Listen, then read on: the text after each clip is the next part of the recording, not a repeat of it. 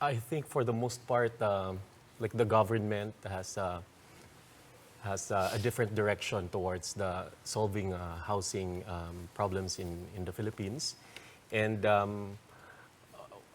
the policy has been they're not, for example, really addressing the root cause of housing, which is for the poor is the provision of housing in city, In city. where their livelihood is located.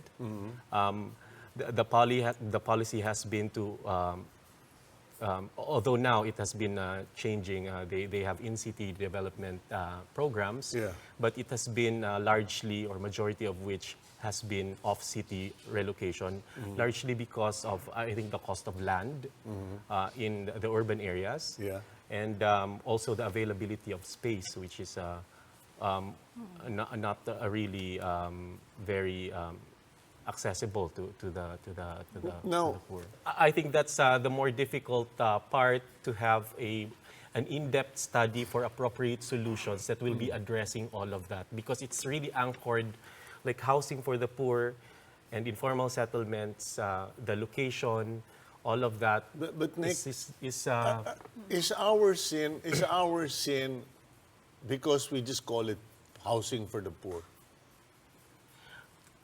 it's Mahirap It's- yan it's not, Hindi ko priority yan. Boto lang yan. I think, I think you know, we're a nation, we're a not- nation of hypocrites.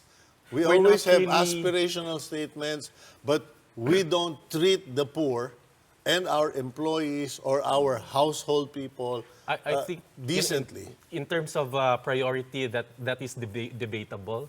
But one thing's for sure, we have not really been innovative in the housing sector. No, the corporations, firms, even rich households cannot operate without the poor.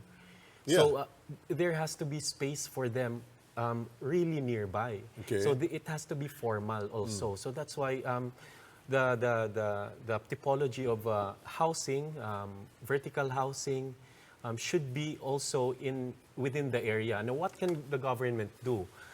For local governments, they can probably, this is just like an idea, what they can do is like probably propose an ordinance for strategic locations, wherein for future developments, they can probably allocate a floor or two for commercial activities that is really targeted for the marginalized